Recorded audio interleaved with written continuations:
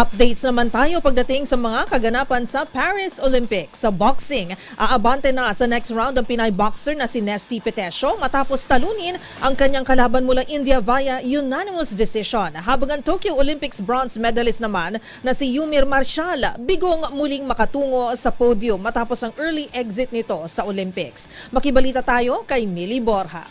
Magpapatuloy ang karera ng Pinay boxer na si Nesty Petesio para makuha ang medalya sa Olympics.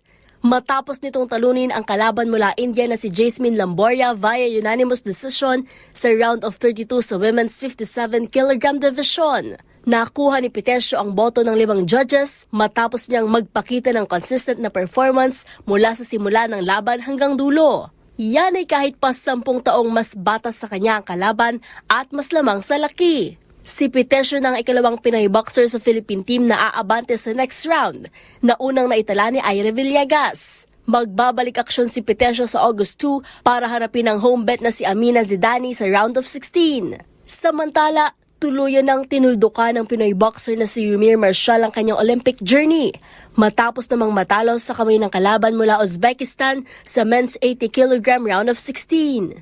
Natalo ang Tokyo Olympics bronze medalist via unanimous decision dahil sa dominanteng performance at matinding depensa ng kalaban sa Summer Games. Para sa MBC TV Network News, ito si Millie Borja, una sa Pilipinas, una sa Pilipino.